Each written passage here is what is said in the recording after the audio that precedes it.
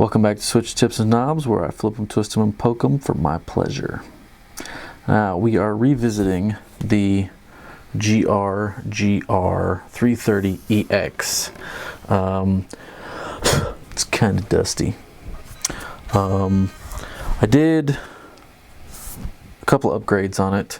I put the noiseless springs and the fat block, brass block on this. And this is an Ibanez branded, I'm assuming, licensed Floyd Rose. So it's basically a Godo, the GT 1996.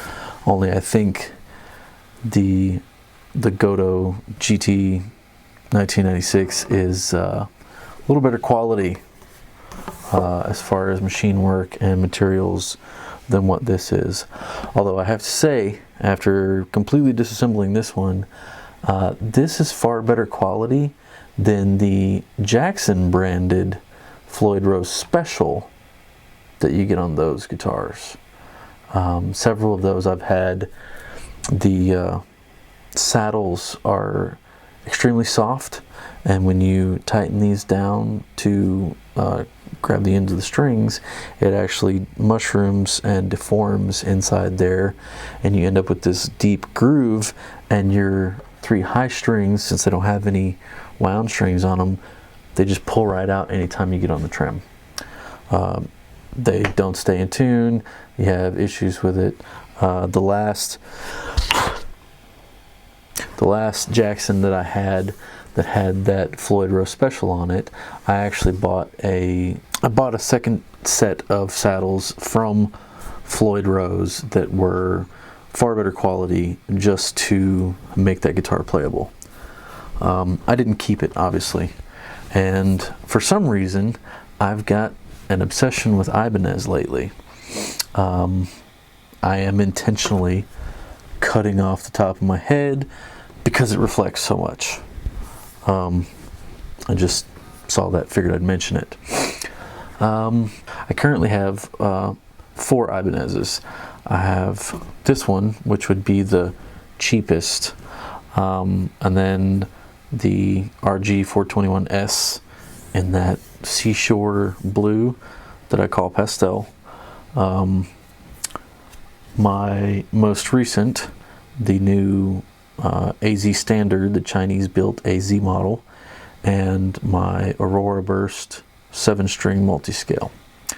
Other than that, I have my Gibson, which I know how a lot of people feel about those, so we won't go into that, but if you guys want to see it, I'll make a video about it. Anyways, back to this. Gross.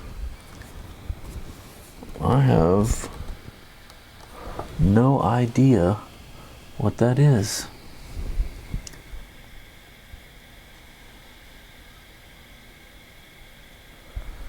Some kind of powdery, dusty looking. Oh, I do too know what that is. There was a strange lump on the neck right here. It wasn't anything that affected playability, really. It was just kind of annoying when I would put my hand up there and I would just feel that. It's like when you get a paint run in car paint. That's not a very good analogy because most of you probably don't paint cars. If you've ever painted, a paint run is not cool. But if you've ever done any kind of woodworking, when you have like a little uneven spot and you can feel it. The neck on this does have a couple of spots that feels more rough sawn, like it wasn't sanded completely. And I actually took some very fine grit, like I think it was 800 and a 1200, and tried to get rid of some of the rough spots on this neck. They're not bad. I am overly picky when it comes to the textures of certain things. Right now, the RG421S is still probably the nicest neck on a guitar that I currently own. I'll just take this little duster and get this off of here. But anyways, that dust on the tuners there is from sanding down this spot that was right here. You can still faintly feel the unevenness in that one little spot, but it's not, you don't notice it when you're playing. I don't notice it when I'm playing anymore. I don't know why I keep saying you, because it's not you, it's me. It's not you, it's me. Anyways, back to this badass piece of gear. Kind of a fingerprint magnet. I mean, matte guitars can be not nearly as bad as gloss guitars, but this one, in the beginning when I first got it, it was kind of a love-hate thing. I personally don't care for all black guitars. I never really have. And the guitars that have black body and black headstock and a maple fretboard, why?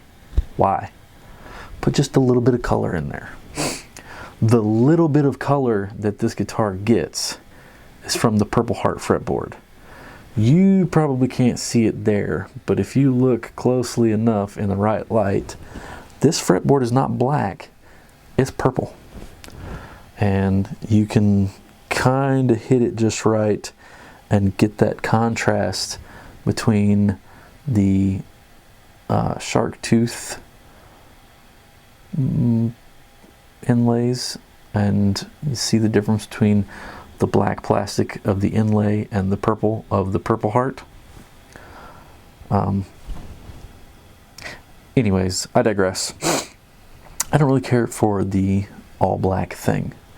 Yes, I'm a metalhead, and I know that kind of goes, you know, it's got to be blacker than black. I wear black shirts predominantly because they don't show stains and getting dirty as easy as other clothes do.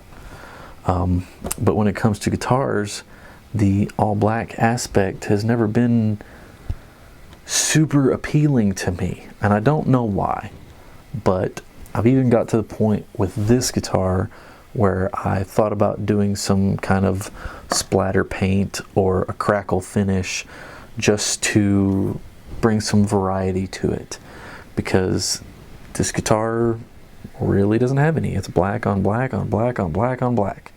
Everything is black except the back of the neck, which also drives me crazy. Like, if you're gonna go through the trouble to put this much black on something, make this black too. Paint it, or don't paint it. You could maple doesn't stain very well, but you could do something black, a stain, a paint, something. This, when you're looking at it from this side and you're, oh yeah, metal, but then when you're standing back here, it's like, just regular guitar neck. I know, I'm being picky, nitpicky. Sorry. Anyways, the noiseless springs and the fat brass block. Yeah, I got rid of the silver one and put a yellow one in it. And I did that mainly because with the zinc brass block in there, you could not do a trill.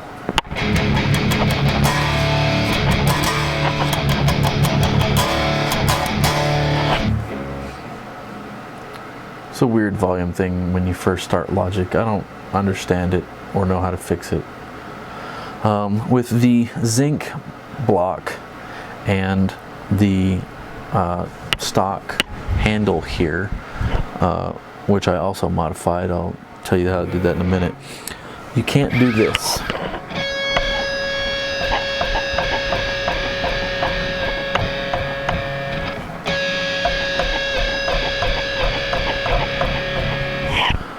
which is something, it's one of those things that Floyd guys like to do. I'm not a Floyd guy. I do not play that well, but it's a cool thing to make a cool noise. Two reasons why this bridge factory would not do that. One, the zinc block was very lightweight and wouldn't give you enough flutter. Flutter, that's the word, a flutter, not a trill. This is a trill. Just so we're on the same page. That zinc block in combination with the stupid little plastic lock crimp cylinder thing that's on these cheaper Floyd handles, bars, you can't do the flutter. I don't know why, it just doesn't work. And you'll hit that note and try to do it, and it'll just do the one, boom, and you don't get the flutter. So you do, and you'll notice if you bought one of these, that when you first get it, the bar will, because it's loose inside that slot. Now, what I did is kind of a cheap fix. The adhesive shielding tape, and I took like a 1 centimeter strip about 2 centimeters long and just put it on one side of the bar and inside there. I don't want to take it out because it's kind of a pain in the butt to get in and out now, which I don't put this in a case, so until I actually have a case to put it in or a reason to put it in a case to take it anywhere, I'm not taking that bar off. It is set up how I like it, and I'm not going to mess with it until I absolutely have to. Now, that shielding tape on that one side creates enough, it fills enough space to where that bar is solid inside the bridge. And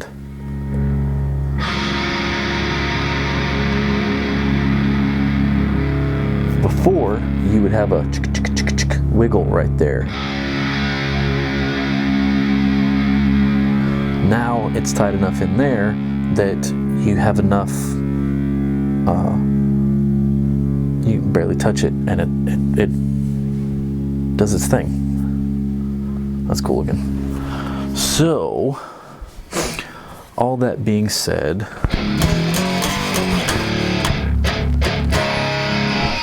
this is a sweet guitar. It really is.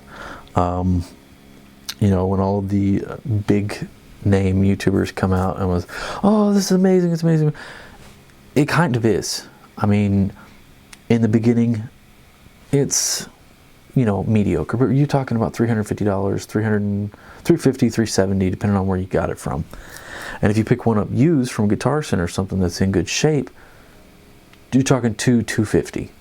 So, I mean, for the money, it's a hell of a deal. Even if you get one with a jacked up bridge, you can get the Goto GT 1996 and put in here for, what, they're like 120 right now?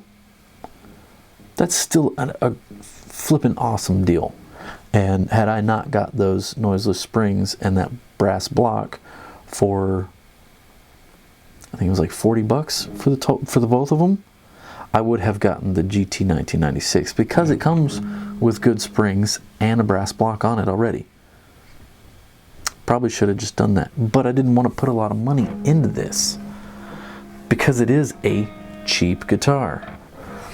Now, partly one of the reasons that I don't like the color scheme thing is because of how this logo is done. I mean, yeah, I kind of like it. It's got that whole stealth look, and that foam there is to stop string ring. If I take that out of there, and it would ring horribly. And when you record, that makes a lot of noise that you don't really want when you're recording. Nevertheless,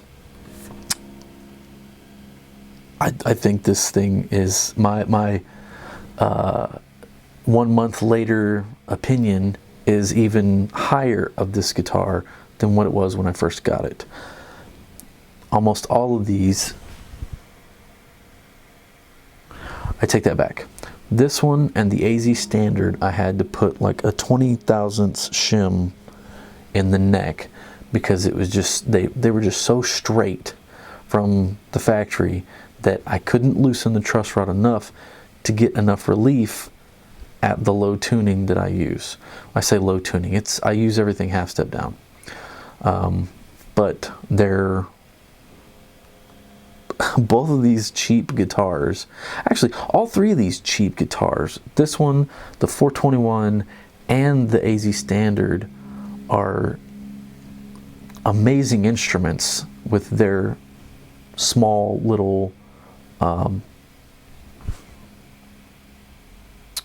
nitpicky issues, I guess you'd say. So aside from those things, which are fixable yourself, you don't have to take it to anybody or spend a lot of money to make it a better instrument. They're amazing for the price, especially nowadays. 20 years ago, when you bought a guitar like this that was the budget guitar, it would have been crap. The old Chinese guitars 20-25 years ago, they were awful. These new ones are getting really good, and I can't stress that enough. For some of you guys that are commenting about, oh, it has this problem, I'll stay away from it. Don't. Go find one, put your hands on it, judge for yourself. Don't take my word for it. I'm making these videos because I'm weird and it makes me feel good, I guess. We'll go with that. But for the most part, don't take my word for it. Take the information that I'm giving you, go put your hands on one, and use that information to make a better call on your own. Don't let me make the call for you. Without further ado, oh, by the way, I haven't played this guitar in probably a week and a half. And the temperatures have been fluctuating a lot. We've been between 20s to 60s every other day for the last month.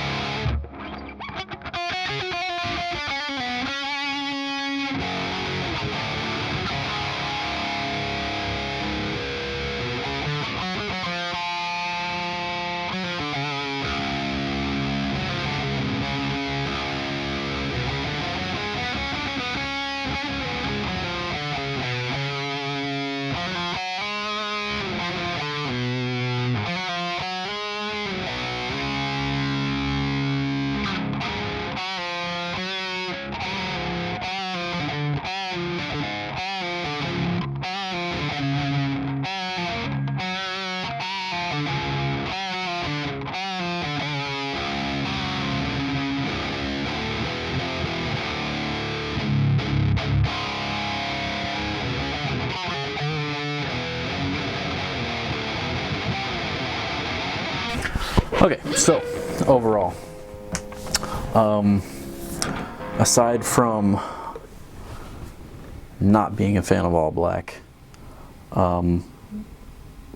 this guitar is absolutely a keeper. Even though it's cheap, even though it's got stock pickups, slightly upgraded bridge for the better. I still think that maybe I want to do like a splatter paint job of some sort, just to bring some color into this. Let me know your thoughts and opinions, or a crackle. You could do a crackle. I'm just not crazy about the all black. I do love the guitar though. It plays great, even though I'm not that great of a player.